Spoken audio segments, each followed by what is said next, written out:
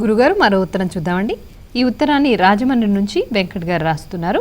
వినాయకుడి పూజలో తులసిని ఎందుకు వాడకూడదు అని అడుగుతున్నారు. వినాయకుడి పూజలో వినాయక చతుర్థి నాడు మాత్రం తులసి వాడవచ్చు. ఏకవింశతి పత్రాణి అనే దాంట్లో 21 రకములైనటువంటి ఔషధులు, ఈ ఔషధులను స్వామివారికి మనం సమర్పిస్తాం. ఇవి కాక దూర్వాయుగ్మం అనేది ప్రత్యేకంగా గరిక ఆయనకు చాలా ప్రీతిపాత్రమైనటువంటిది.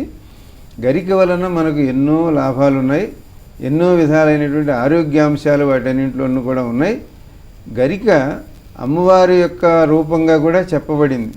మనకు ఉన్నటువంటి వేద మంత్రములలో ఆమె దుస్వప్న నాశిని, ఈ విధంగా గరిక యొక్క వైభవం చెప్పబడింది.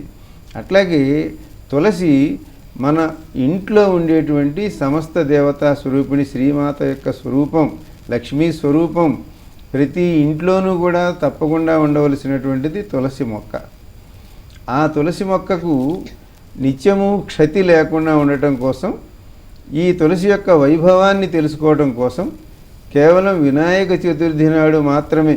ఎందుకంటే ఇంట్లో ఏ పూజ మొదలుపెట్టినా ఎక్కడైనా గణపతి పూజ అందరం చేస్తాం కనుక ఈ అధికంగా జరిగేటువంటి గణపతి పూజకు తులసి మాలల్ని మనం చేయటం మొదలుపెట్టినట్లయితే, తులసి యొక్క వినియోగం ఎక్కువైతే ఆ మొక్కకు కొన్ని ఇబ్బందులు కలుగుతాయి, దాని పెరుగుదలకు ఇబ్బంది కలుగుతుంది. ఇత్యాది కారణముల చేత మనకు కేవలం గణేష చతుర్థి నాడు జరిగేటువంటి ఏకవింశతి పత్ర పూజలో మాత్రమే తులసిని ఉపయోగించేందుకు మనకు ఈ ధర్మశాస్త్ర స్కాందాది పురాణములు అంగీకరిస్తున్న కారణంగా దాంట్లో ఉన్నటువంటి ఆంతర్యాన్ని ఆ విధంగా మనం తెలుసుకోవాలి.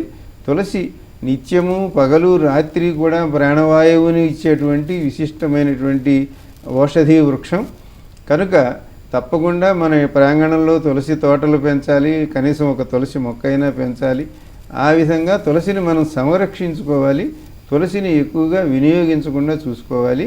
అందువలన స్వామివారికి కేవలం వినాయక చతుర్థి నాడు మాత్రమే తులసి సమర్పణకు అంగీకారం ఉన్నది. మిగతా అప్పుడు మాత్రం మనం ఎక్కువగా దూర్వాయుగ్మంతోనే స్వామివారిని అంటే గరికతో పూజిస్తే ఆయన సంతోషిస్తారు. వాడకూడదు అన్న నియమం అయితే ఏమీ లేదండి? వాడకూడదనే చెప్తారు. అంటే అంత నియమంగా ఉంటే కేవలం ఒక్కరోజు మాత్రమే వాడతారు. వాడకూడదు అయితే ఆ ఒక్కరోజు కూడా వాడకూడదు. కానీ అందువలన దీన్ని తరచుగా వాడటం కాకుండా ఆ ఒకరోజు మాత్రం ఆయనకు ప్రీతిపాత్రంగా వాడండి. అది ఔషధి లక్షణాలు తెలుసుకోండి. పిల్లలందరూ వెళ్ళాలి, వెళ్ళి 20 రకాలైనటువంటి 21 రకాలు సేకరించాలి స్వయంగా. అంతేగాని బజార్లో కనపడే పిచ్చి మొక్కలన్నీ కట్టగట్టి మనం పెడితే అవి తీసుకొచ్చి స్వామివారిని ఎత్తిన పెట్టి మనం పూజ చేసేసామని ఇప్పుడు అందరం అనుకుంటున్నాం. కానీ అసలు నిజమైన వినాయక చవితి యొక్క ఉద్దేశం అది కాదు. మనందరం తోటలకు వెళ్ళాలి, ఏ మొక్క పేరు ఏదో తెలుసుకోవాలి, అది ఎట్లా ఉంటుందో తెలియాలి. ఇవాళ మనకు 21 పేర్లు ఏమీ తెలియవు, ఏదో తెచ్చి నెత్తిన పెడుతున్నాం. అట్లా కాకుండా వాటి యొక్క విలువ, అవి ఆయుర్వేదం ప్రకారం ఔషధి మొత్తం చెట్లని కొట్టుకొచ్చి నెత్తిన పెట్టకూడదు. కాబట్టి తులసి యొక్క మహిమ అంత గొప్పది అనేది మనకు తెలియటానికి ఆ రోజు మాత్రం స్వామివారిని పూజించవచ్చు, మిగతా రోజుల్లో పూజించకూడదు అనేటువంటిది ఒక శిష్ట నియమంగా చెప్పబడింది.